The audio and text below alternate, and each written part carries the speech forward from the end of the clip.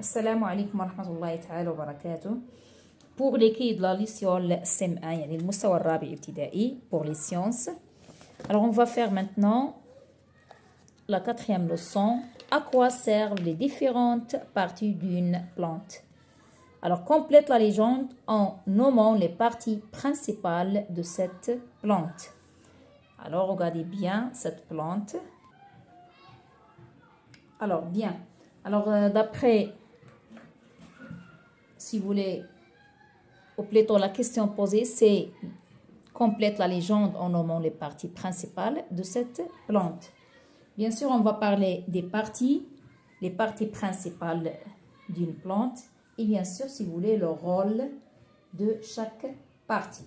Donc, on va essayer de caractériser le rôle des parties d'une plante. Bien. Alors, ici, comme vous le voyez, c'est très simple. Vous avez les racines, vous avez les feuilles, d'accord?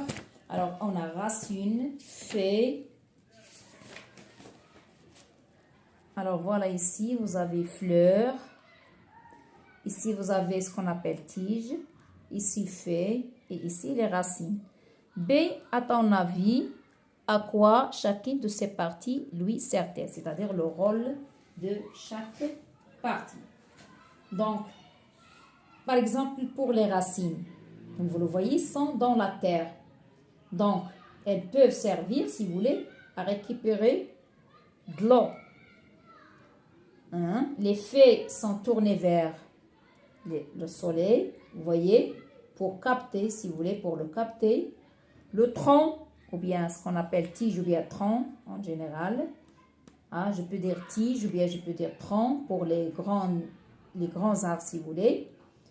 Alors, à l'air solide pour tenir la plante. Et on sait très bien que les feuilles, ou bien les fleurs, si vous voulez, les fleurs disparaissent quand les fruits arrivent. Bien.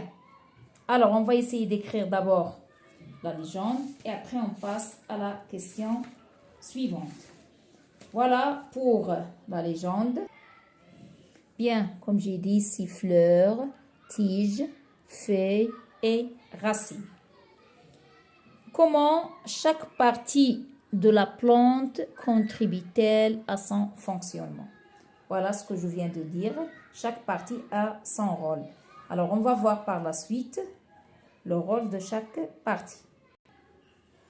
Bien, je cherche. Deuxièmement, ces photographies montrent la transformation d'une fleur de grenadier. Décrit cette transformation en utilisant les mots fleurs, fruits et graines. Alors voilà, vous avez au début, il y a la fleur avec ses pétales. Après, le fruit apparaît. Il reste quelques traces de fleurs. Enfin, dans le fruit, on peut voir des graines. Voyez? Voilà, on a utilisé le mot graine. Au début, il y a la fleur avec ses pétales. Après, le fruit apparaît. Il reste quelques traces de fleurs. Enfin, dans le fruit, on peut voir des graines. Troisièmement, relie chaque phrase à l'image qui lui correspond. Alors, vous avez ici le tronc est large et robuste. Les vaisseaux transportent les nutriments vers tous les endroits de l'arbre. Et vous avez ici des vaisseaux sortent de tuyaux très fins sont présents dans le bois du tronc. Grâce à sa solidité, le tronc soutient l'ensemble des branches. Observation du bois du tronc au microscope acacia. Bien. Alors voilà, pour le tronc est large et robuste. C'est pour acacia. Alors ici, les vaisseaux transportent les nutriments vers tous les endroits de l'arbre. Et ici, vous avez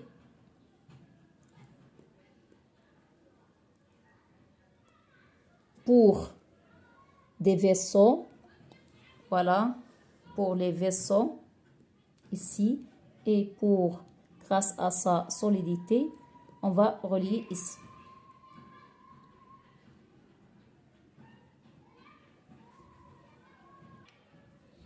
Lis le texte, puis légende, les photographies. L'acacia du désert. Les acacias du désert vivent sous des chaleurs très élevées, parfois plus de 40 degrés Celsius, et une humidité très faible. Ils possèdent des racines qui s'enfoncent très profondément dans le sol jusqu'à 60 mètres pour atteindre les nappes d'eau souterraines. L'eau et les minéraux sont récupérés par les poils absorbant à la surface des plus fines racines, puis ils remontent dans l'arbre grâce à des vaisseaux très fins. Voilà la question, c'est légende, les photographies.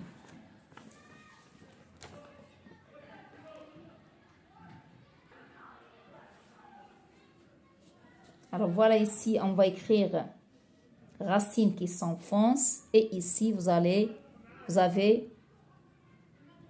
poils absorbants.